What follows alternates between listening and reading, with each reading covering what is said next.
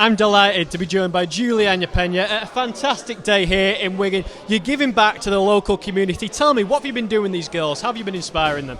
Well, I don't know if I've been inspiring them. I just want them to be comfortable with mixed martial arts and know that it doesn't have to be a scary thing, you know? I think that one of the reasons why some girls maybe not want to do the sport is because it's a little bit intimidating. But I just want to let them be familiar with the moves and know that it can be a fun thing and it can be something that is actually really exciting if you do it the right way.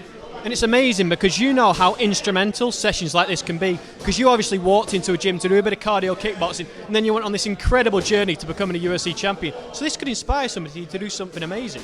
Yeah, you know, I think that that's kind of how I got my start. I was inspired when I was a young girl. And so if I can be the one to give them that kind of push, then all the more power for them and for me. But the most important thing, I don't want them to be UFC fighters if they don't want to be UFC fighters. What I want them to do is learn how to defend themselves and know that learning how to defend yourself doesn't have to be this scary, intimidating thing.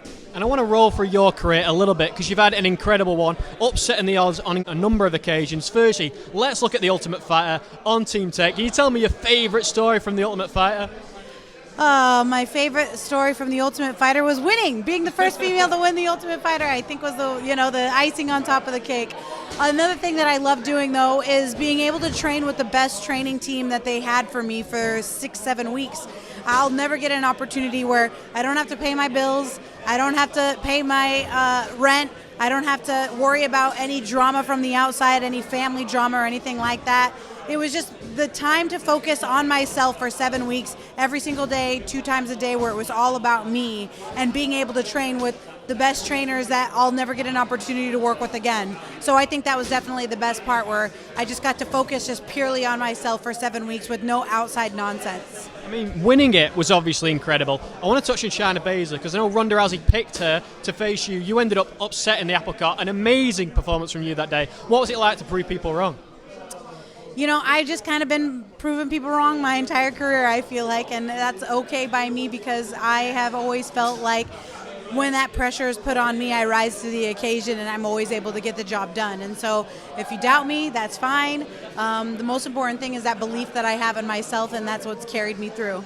Yeah, that's such an important part of mixed martial arts. That ability to believe in yourself when maybe other people aren't convinced you're capable. You definitely were. There's been some great upsets. Michael Bisping beating Luke Rockhold, Matt Serra beating George St. Pierre, but you beating Amanda Nunes. Is that the greatest upset of all time?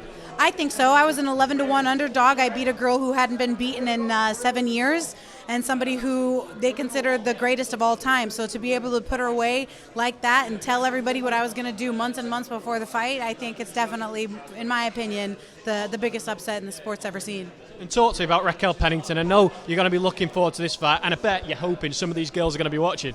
Yeah, absolutely. I think that my fight with Raquel is going to be interesting because she was on The Ultimate Fighter. She did sleep in the bunk bed above me, and she wasn't very nice. We had a lot of run-ins that were unpleasant, and we're finally going to put this one to bed, and I'm excited about that.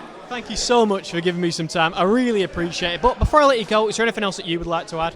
I'm just happy to be here in Manchester. I'm excited to be supporting my teammate Bilal Muhammad, and I can't wait for the fights on Saturday night. And Manchester has been really awesome to visit.